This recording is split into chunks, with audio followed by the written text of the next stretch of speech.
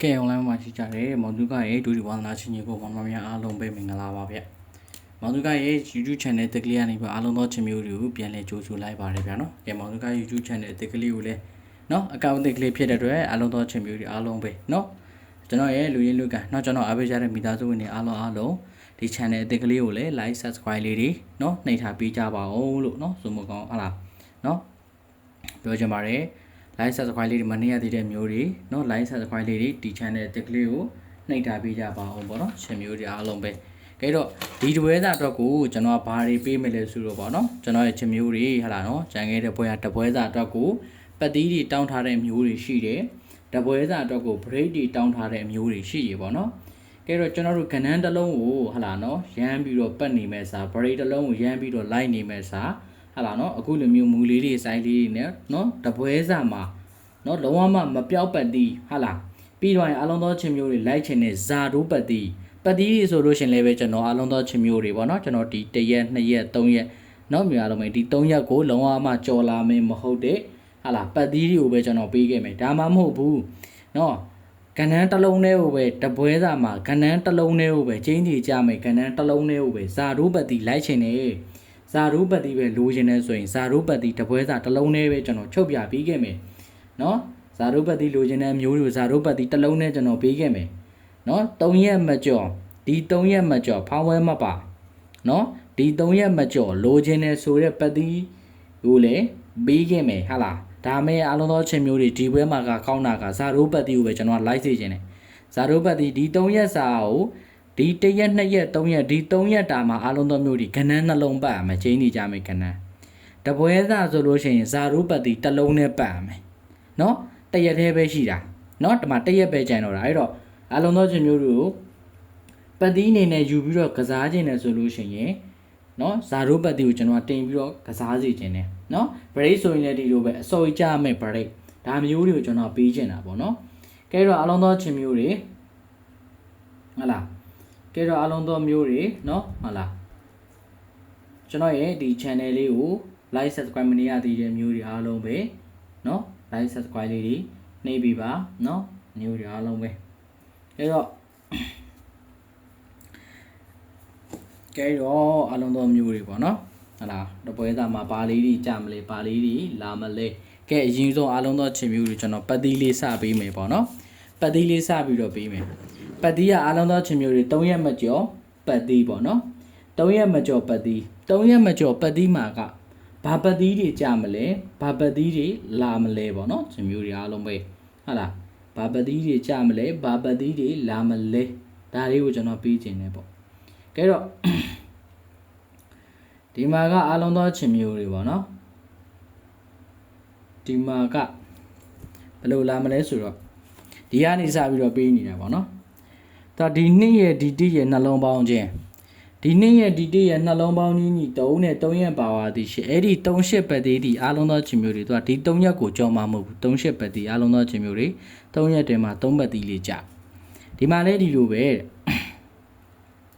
ဒီရှိရဲ့ဒီ3ရက်နှလုံးပေါင်းချင်းရှိရဲ့3ရက်နှလုံးပေါင်းချင်းဒီအားလုံးသောချင်းမျိုးတွေပါလဲရှစ်3နှလုံးပေါင်းချင်းဒီဟာလားရှိရဲ့3ရက်နှလုံးပေါင်းချင်းညီ1ရက်ပါဝါ6 6ပတ်သေးဒီမှာကပါလဲဟာလာ3ရက်ပါဝါဒီရှေ့38ဒီပတ်ဒီအဲ့တော့38ပတ်ဒီ3ရက်မကျော်ဘူး16ပတ်ဒီအားလုံးသောချင်းမျိုးတွေ3ရက်1ရက်2ရက်3ရက်ကျော်လာမကျော်ဘူးเนาะမျိုးတွေအားလုံးပဲဒီမှာကြားတယ်ဒီမှာလေဒီ6ရက်ဒီ3ရက်နှလုံးပေါင်းကြီးညီ6တဲ့6ရက်ပါဝါဒီ1ဒီ6တဲ့ပတ်ဒီ1ရက်2ရက်3ရက်မကျော်ဘူးတဲ့မျိုးတွေအားလုံးပဲ6တဲ့ပတ်ဒီမဖြစ်မနေကြပေးရဒီမှာလေဒီလိုပဲတဲ့ဒီ3ရက်ဒီ4ရက်နှလုံးပေါင်းကြီးညီအားလုံးသောချင်းမျိုးတွေခွန်ရက်ပါဝါဒီ2တဲ့ခုနှစ်ပတ်သီးဒီအားလုံးသောချင်းမျိုးတွေတော့နောင်ပွဲမှာ1ရက်2ရက်3ရက်မကျော်ဘူးတဲ့ခုနှစ်ပတ်သီးဒီမဖြစ်မနေဆင်းပြီးရတယ်ဒီမှာလည်းဒီ8ရက်နှလုံးပေါင်းကြီးညီ6ရက်ပါဝါ1တဲ့6တက်ပတ်သီးဒီ1ရက်2ရက်အားလုံးသောချင်းမျိုးတွေဒီမှာ3ရက်ဒီ3ရက်တည်းမှာ6တက်ပတ်သီးဒီမဖြစ်မနေဆင်းပြီးထားတယ်နော်အဲ့တော့ဒီမှာလည်းဒီ9ရက်ဒီ9ရက်နှလုံးပေါင်းကြီးညီ4ရက်ပါဝါ9တဲ့4ကိုပတ်သီးဒီ1ရက်2ရက်3ရက်မကျော်ဘူးတဲ့ကြပြီးရတယ်ဟုတ်လားနော်အဲ့တော့ဒီမှာလည်းဒီခွန်ရဲ့ဒီတိရဲ့နှလုံးပေါင်းကြီးနေ8ရက်ပါဝါ3တယ်8 3ပတ်သီးဒီเนาะ1ရက်2ရက်3ရက်ကြော်လာမကြော်ဘူးเนาะမျိုးရအောင်ပဲဒီမှာကြားတယ်ဒီမှာလည်းဒီ6ရက်ဒီ9ရက်နှလုံးပေါင်းကြီး6 5နှလုံးပေါင်းကြီးညီ1ရက်ပါဝါ6တယ် တေချောက်ပတ်တီးဒီအားလုံးသောချင်းမျိုးတွေကျွန်တော်တို့ဒီမှာကြော်လာမကြော်လာဘူးเนาะဒီမှာကြာပြီတဲ့ဒီမှာလေဒီ2ရက်ဒီ6ရက်နှလုံးပေါင်းကြီးညီ8ရက်ပါဝါ3တယ်8 3ပတ်တီးဒီ1ရက်2ရက်3ရက်တည်းမှာမဖြစ်မနေဆင်းပြီးရတယ်ဟုတ်ပြီเนาะမဖြစ်မနေအားလုံးသောချင်းမျိုးတွေเนาะဒါဆင်းပြီးထားတာလေးကိုတွေ့ရမယ်เนาะကဲတော့ဒီမှာလေဒီလိုပဲဒီ4ရက်ဒီ2ရက်နှလုံးပေါင်းချင်း4နဲ့နှလုံးပေါင်းချင်းညီ1ရက်ပါဝါ6တယ်1 6ပတ်တီးဒီ1ရက်2ရက်3ရက်မကြော်စရာဦးကြပြီရတယ်ဒီမှာလေဒီ8ရက်ဒီ9ရက်8ကိုနှလုံးပေါင်းချင်းညီခွန်ပါဝါ2တယ်ခွန်2ပတ်တီးဒီ1ရက်2ရက်3ရက်တည်းမှာမဖြစ်မနေဆင်းပြီးရတယ်ဒီမှာလေဒီ3ရက်ဒီ3ရက်နှလုံးပေါင်းချင်းညီ3ရက်ပါဝါဒီ8တယ်3 8ပတ်တီးဒီအားလုံးသောချင်းမျိုးတွေ1ရက်2ရက်3ရက်တည်းမှာမဖြစ်မနေဆင်းပြီးထားတယ်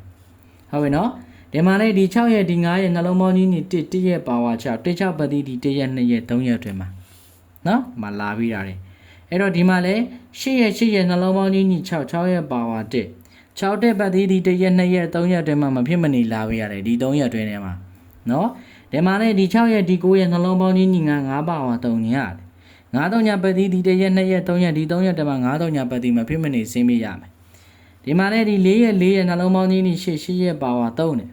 8 3ပတ်တီးဒီအားလုံးသောချင်းမျိုးတွေ1ရက်2ရက်3ရက်တည်းမှာမပြည့်မနေဆင်းပြီးထားတယ်။ဒါဒီအောက်ပွဲမှာလာမယ်ဆိုရင်လည်းဒီ2ရက်ဒီခွန်ရနှလုံးပေါင်းကြီးညီ9တယ်9ရက်ပါဝါ4တယ်။အားလုံးသောမျိုးတွေဒီဘက်မှာလောအောင်မှာ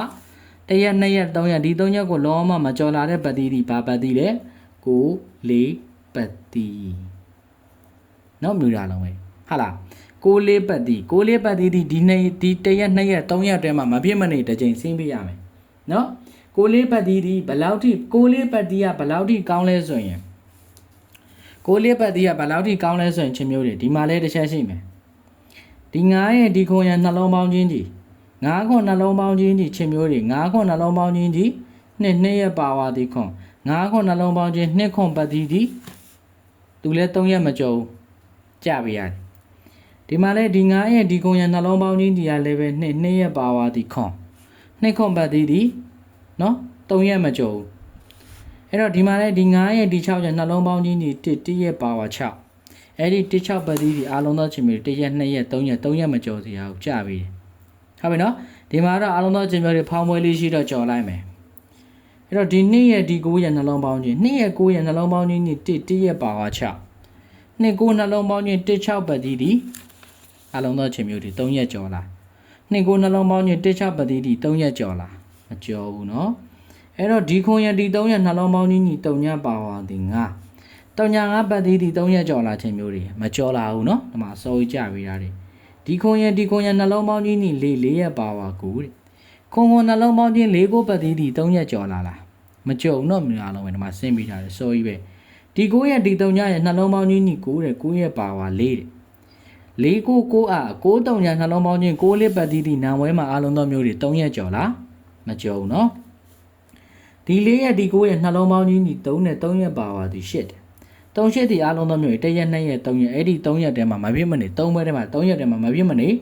ဆင်းမိတာတွေဒီမှာဖောင်းမွေးလေးရှိတော့ကြော်လိုက်မယ်ဟုတ်လားဒီခွန်ရက်ဒီ1ရက်နှလုံးပေါင်းကြီးညီ8ရက်ပါဝါ3တယ်8 3ပတ်ဒီ1ရက်2ရက်3ရက်တည်းမှာမဖြစ်မနေလာပြီးရတယ်ဒီမှာလည်းဒီ4ရက်ဒီ2ရက်နှလုံးပေါင်းကြီးညီ6တဲ့6ရက်ပါဝါ1တယ်4နှစ်နှလုံးပေါင်းချင်း6တက်ပတ်တီးဒီနောင်ပွဲမှာ3ရက်လုံးဝမကြော်စေရဘူးအဲ့တော့ဒီ6ရက်ဒီ3ရက်နှလုံးပေါင်းကြီးညီ9တဲ့9ရက်ပါဝါ4တဲ့9 4ပတ်တီးဒီနောင်ပွဲမှာလုံးဝ3ရက်မကြော်စေရပါဘူးတဲ့နော်ဒီမှာကြားတယ်အဲ့တော့ဒီ6ရက်ဒီ6ရက်နှလုံးပေါင်းကြီးညီ2တဲ့2ရက်ပါဝါဒီခွန်နဲ့6 6နှလုံးပေါင်းချင်း2ခွန်ပတ်တီးဒီနောင်ပွဲမှာ3ရက်မကြော်ပါဘူးတဲ့ချင်းမျိုးတွေအဲ့တော့ဒီ6ရက်ဒီ1ရက်နှလုံးပေါင်းကြီးညီရလည်းပဲခွန်ပါဝါ2တဲ့6တဲ့နှလုံးပေါင်းချင်း9နဲ့ပတ်တီးတီရလဲနောက်ပွဲမှာ3ရက်မကျော်ပါဘူးတဲ့ချင်းမျိုးတွေနော်ကဲဒီမှာတော့ဖောင်းပွဲလေးရှိတော့ကျော်လိုက်မယ်ဗျာဒီ9ရက်ဒီ1ရက်နှလုံးပေါင်းချင်း2ရက်ပါဝါဒီခွန်9တဲ့နှလုံးပေါင်းချင်း9တဲ့နှလုံးပေါင်းချင်းဒီ3ညရဲ့ပါဝါဒီ9 9တဲ့နှလုံးပေါင်းချင်း3ည9ပတ်တီးတီ1ရက်2ရက်3ရက်တည်းမှာအားလုံးသောမျိုးတွေမှာဖြစ်မနေဆင်းပြီးထားတယ်အဲ့တော့ဒီ8ရက်ဒီ6ရက်နှလုံးပေါင်းချင်း4ရက်ပါဝါ9တဲ့ရှေ့6နှလုံးပေါင်းချင်း4ကိုပတ်တီးဒီ1ရက်2ရက်3ရက်တည်းမှာမဖြစ်မနေလာပြီးထားတယ်နော်ဒီအောင်မှာလေဒီ3ညရဲ့ဒီ9ရဲ့နှလုံးပေါင်းချင်းညီ9တဲ့9ပါဝါ3ညတဲ့နော်ဒီမှာကျတော့ဒီနှလုံးပေါင်းချင်း9 3ညပတ်တီးဒီနှလုံးပေါင်းချင်း9 3ညပတ်တီး တူညီမှုရှိရင်စိတ်ကြိုက်တာကိုင်းလိုက်တော့3ရက်လုံးဝမကြော်စီရအောင်နော်ဒီမှာလဲအားလုံးသောချင်းမျိုးတွေဒီခွန်ရဒီတုံညရဲ့နှလုံးပေါင်းချင်းခွန်ပါဝါနဲ့ဟာလားနော်ခွန်တုံညနှလုံးပေါင်းချင်းခွန်နဲ့ပတ်သီးဒီအားလုံးသောချင်းမျိုးတွေဒီမှာနော်ကြော်လာနော်ခွန်နဲ့ပတ်သီးဒီဒီမှာကြော်မလာဘူးနော်ချင်းမျိုးတွေအားလုံးပဲဟာလားကြော်မလာဘူးနော်မျိုးတွေအားလုံးပဲအဲ့တော့သူကဒီမှာထပ်ပြီးတော့လာမယ်ဆိုရင်ဒီ6ရက်ဒီ8ရက်နှလုံးပေါင်းချင်းဒီ4ရက်ပါပါကို4ကိုပတ်သီးပဲဟာလားအဲ့တော့အားလုံးသောချင်းမျိုးတွေဒီ4ကိုပတ်သီးဒီ1ရက်2ရက်3ရက်တော့မကြုံဒါပေမဲ့အဲ့ဒီကဏ္ဍနှလုံးစလုံးကြပြရမယ်ဟာလား sorry အဲ့ဒီကဏ္ဍနှလုံးဒီ3ရက်ကိုလုံးဝမကြော်စရာဘူးကြပြရမယ်ဒါဒီ2မှုနဲ့ကဏ္ဍနှလုံးတော့ဆော့ရမယ်ကဏ္ဍနှလုံးတော့ဆော့ရမယ်2မှုတော့ရှိမယ်3ရက်မကြော်ဘူးကဏ္ဍနှလုံးပတ်ပြရမယ်ဒါပတ်တိသမားတွေအတွက်နော်ဒါမှမဟုတ်ဘူးနော်ဒီတရက်ပဲရှိတော့တာမထူးဘူးဇာတို့ပတ်တိတစ်လုံးနဲ့ပဲပေးကဏ္ဍတစ်လုံးရော့လည်းမနေဘူးဇာတို့ပတ်တိတစ်လုံးနဲ့ပဲပေးဇာတို့ပတ်တိတစ်လုံးနဲ့ပဲပွဲပြီးအောင်လိုက်ချင်တယ်ဆိုရင်ဇာတို့ပတ်တိကျွန်တော်ပေးလို့ရတယ်ဟုတ်ပြီလားဇာတို့ပတ်တိဗာလဲအလုံးသောချင်းမျိုးတွေပေးလို့ရတယ်ဟုတ်ပြီနော်ဇာတို့ပတ်တိပေးလို့ရတယ်ကအလုံးသောချင်းမျိုးတွေလိုက်ချင်တယ်နော်လိုက်မယ်ဆိုရင်အလုံးသောမျိုးတွေကိုနော်ဒါကျွန်တော်ဇာတို့ပတ်တိလေးဒါပေးခဲ့မယ်ပေါ့ကဲတော့ဇာတို့ပတ်တိကဗာလဲဘယ်လိုလာမှလဲဇာတို့ပတ်တိရနော်ဇာရုပတိလျောက်ဘယ်လိုလာမှာလဲကဲတစ်ချက်ပြပေးမယ်နော်ဇာရုပတိကဘယ်လိုလာမှာလဲဆိုတော့တစ်ချက်ပြပေးမယ်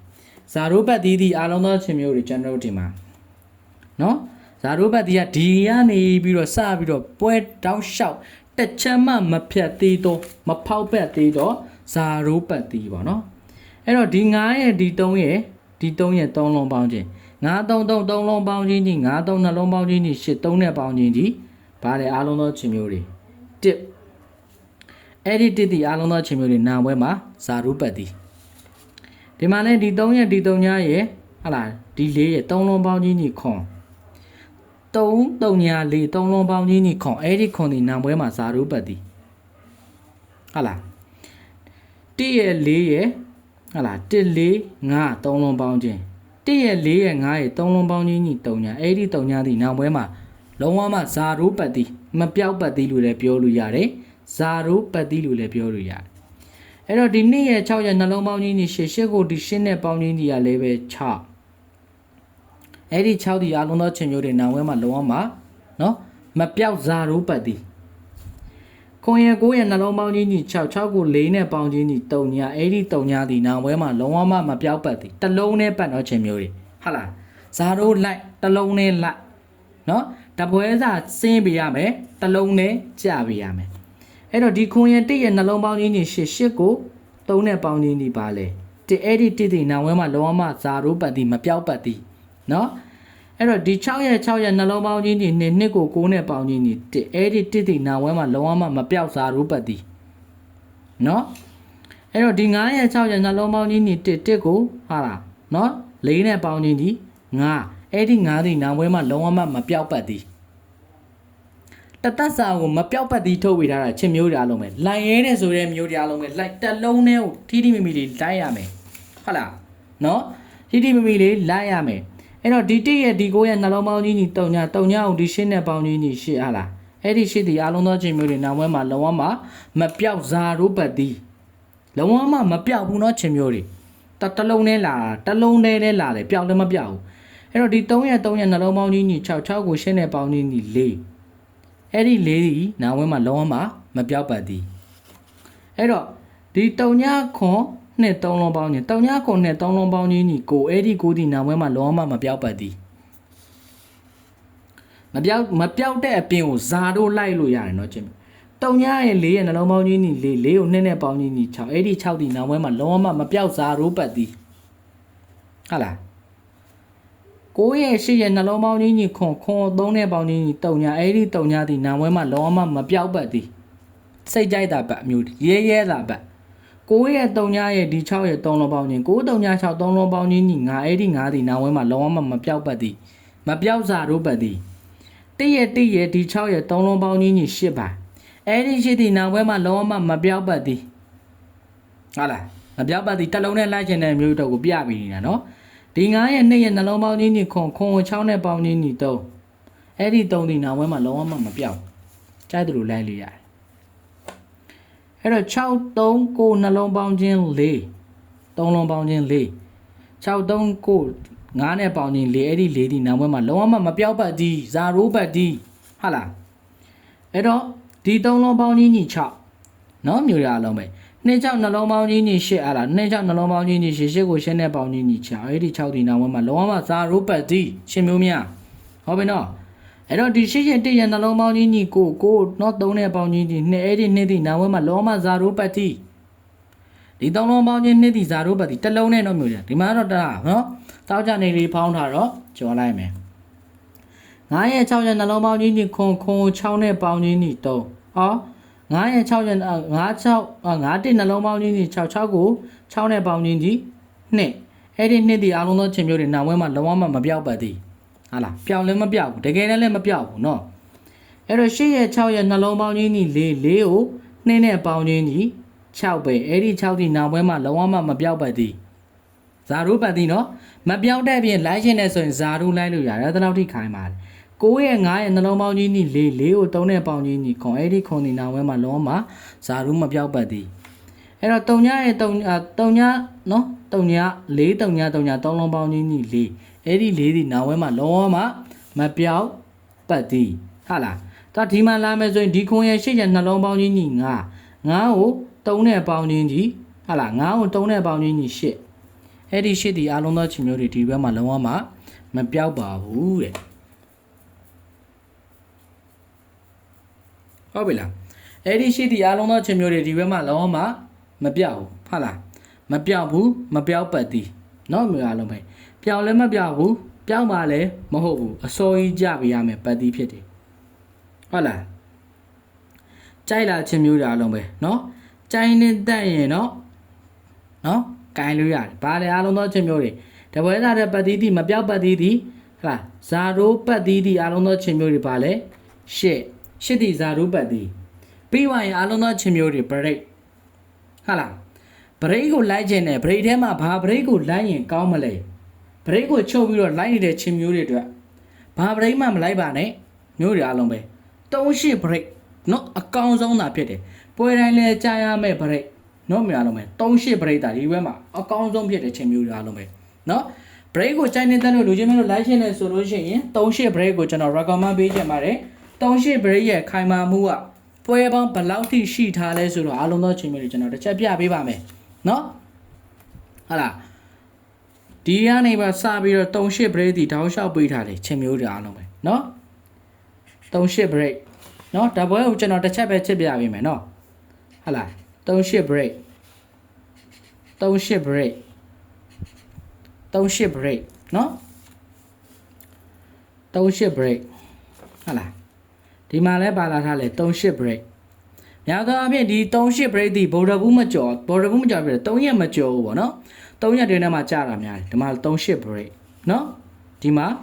38 break ဘော်ဒဘူးမကျော်သေးဘူးเนาะဒီချိန်ဒီဘော်ဒဘူးမကျော်သေးဘူးเนาะ38 break 3ရက်မကျော်သေးဘူးပေါ့နော်ချင်းမျိုးတွေအားလုံးပဲဒီမှာလဲတပွဲနှစ်ပွဲ3ပွဲမကျော်သေးဘူးနော်ဟာလား38 break လောက်ထိန်းသုံးလို့ရသေးတယ်ဒီမှာအားလုံးသောချင်းမျိုးတွေနော်ဒီမှာကြတော့တပွဲနှစ်ပွဲ38 break ကဒီမှာကြာသွားတယ်ချင်းမျိုးတွေနော်ဒီမှာကြတော့တောက်ကြနေထိကြာသွားတယ်တပွဲသားမှာလုံးဝလိုက်ချင်တယ်ဆိုရင်38 break ကိုလိုက်ပါ38 break ကိုကျွန်တော် recommend ပေးချင်တယ်နော်မရတော့ပဲ38 break ကိုလိုက်ဟာလားဒီမှာကအားလုံးသောချင်းမျိုးတွေ38 break ကเนาะ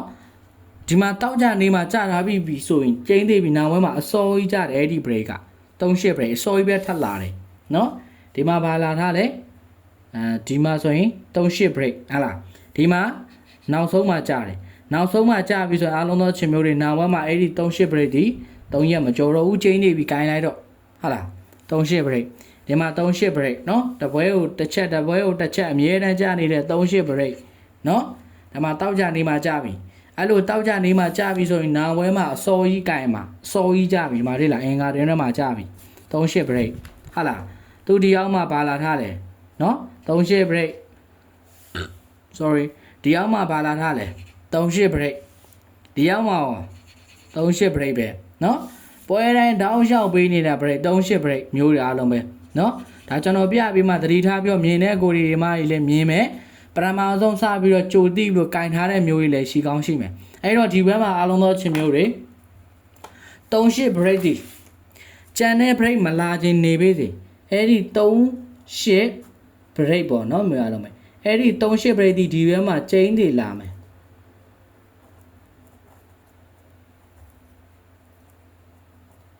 ဟာလားဒီဘက်မှာကျင်းတွေလာမယ်ဒီထဲမှာဘာ break ကပို့ပြီးတော့ကောင်းလဲဆိုရင်3 break break တစ်လုံးနဲ့ကိုပဲလိုက်ချင်တယ်ဆိုရင်3 break ကိုပဲလိုက်ပါအားလုံးသောချင်းမျိုးတွေ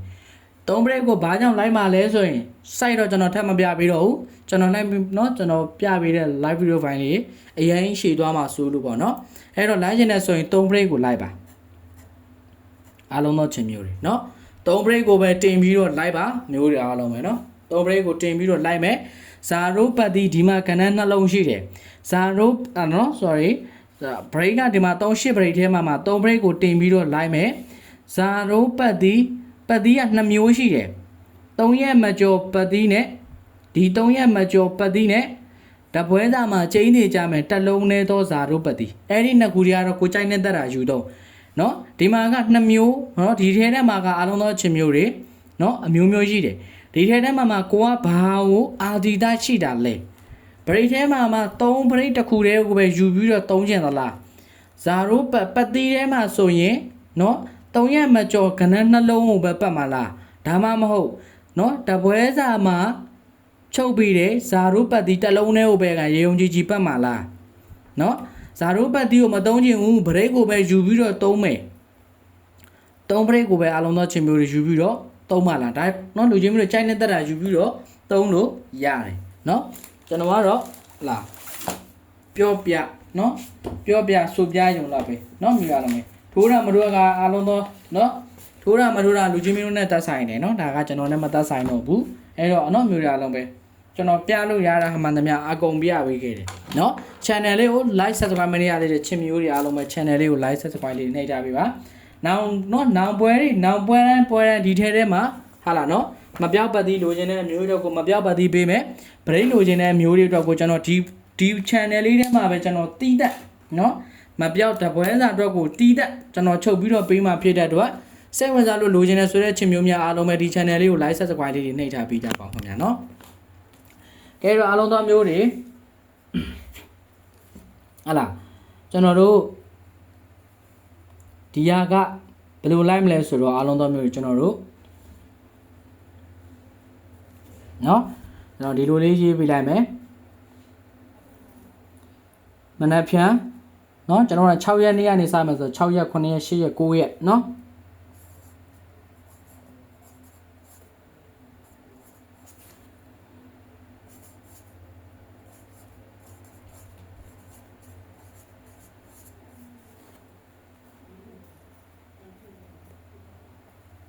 ဟုတ်ပြီเนาะ6ရက်မှာ9ရက်အထိဟုတ်ပြီเนาะ6ရက်မှာ9ရက်အထိเนาะမျိုးရလုံးပဲရှေ့မွေးကဏ္ဍများပါเนาะအဲ့တော့ဒီမှာကဘာရှိမလဲဆိုရင်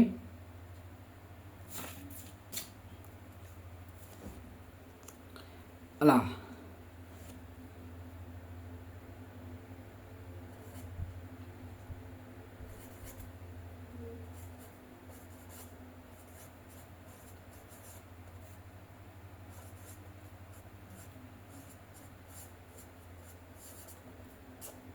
3ရက်အတွင်းเนาะ3ရက်အတွင်းပတ်တီးတစ်လုံးနဲ့အားလုံးသောချင်းမျိုးเนาะ3ရက်အတွင်းပတ်တီးတစ်လုံးနဲ့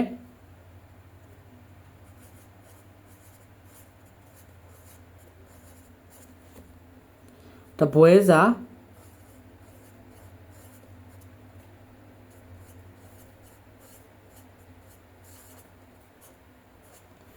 ွဲစာဇာရူပတ်တီးရှိမယ်เนาะတပွဲစာဇာရူပတ်တီးရှိမယ်ပြီးသွားရင်အားလုံးသောချင်းမျိုးတွေ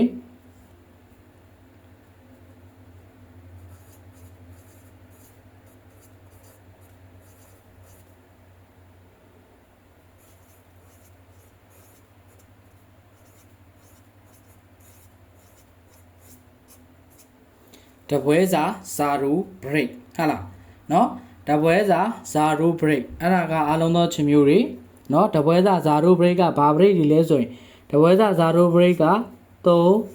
8 PK ပေါ့နော်တပွဲစာဇာရူ break က3 8 PK 3ရက်အတွင်းကိုကျင်းနေလာမဲ့ပတ်တီးက6 4ပတ်တီးဟုတ်ပြီလားတပွဲစာဇာရူပတ်တီးကတော့တစ်လုံးနဲ့အဲ့ဒါဘာလဲဆိုတော့10ပတ်တီးနော်မြင်ရတော့မယ်ဇာရူပတ်တီးနော်မျိုးရအောင်မယ်ဒါကဇာရူပတ်တီးဒါက3ရက်အတွင်းကိုလာတဲ့ပတ်တီးမတူဘူးနော်ချင်းမျိုးတွေ3ရက်အတွင်းကိုလာမဲ့ပတ်တီးကအစော်ကြီးချင်းတွေကြမယ်3ရက်အတွင်းနဲ့ကိုချင်းတွေလာရမယ်၄ခုပတ်တီးတပွဲစာဇာရူပတ်တီးဒီတစ်လုံးနဲ့ကစားရမယ်အလားကပါလဲ10ပတ်တီးတပွဲစာဇာရူ break ကျင်းနေကြရမယ် break 38 break နော်38 break ထဲမှာတင်မွေး break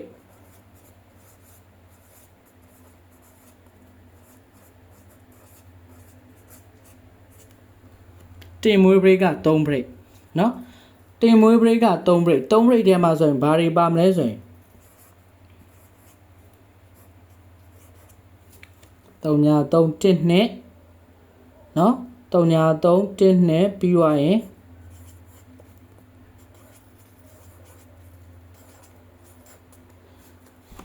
6ခုဆိုပြီးတော့နော်ဒါ3 break တွေပဲဖြစ်တယ်ဒါတင်မွေးရမယ့်3 break ပေါ့နော်ဒါကျွန်တော်ရဲ့အကြိုက်ဆုံး3 break ပေါ့နော်နောက်ထပ်အောက်ကဘာလဲဆိုတော့10 break 10 break ကကနန်း6ခွက်ဖြစ်မယ်10 break ဆိုရင်ဘာတွေပါမလဲဆိုရင်3 8 1ခွန်2 6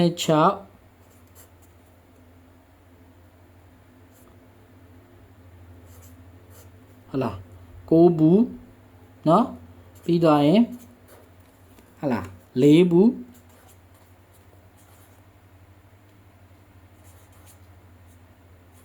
5 3ပေါ့เนาะအဲ့ဒီကဏ္ဍ6ခွက်ရှိမယ်เนาะအားလုံးပဲကဲတော့အဲ့ဒါလေးတို့အားလုံးသောချင်းမျိုးတွေကျွန်တော်ကတော့အကုန်လုံးလိုက်ပါလို့မဆိုလိုဘူးเนาะချင်းမျိုးတွေအကုန်လုံးလိုက်ပါလို့ကျွန်တော်မဆိုလိုဘူးเนาะဒီထဲမှာအရင်ဆုံးကိုကြိုက်နေတဲ့ဟာเนาะအရင်ဆုံးကိုကြိုက်နေတဲ့ရเนาะမြင်ရတော့မယ်เนาะမဟုတ်ဘူးလို့ချင်းလို့တော့မဟုတ်ဘူးเนาะမြင်ရတော့မယ်ကျွန်တော်ဖုန်းနံပါတ်ကလေးရေးပေးထားခဲ့မယ်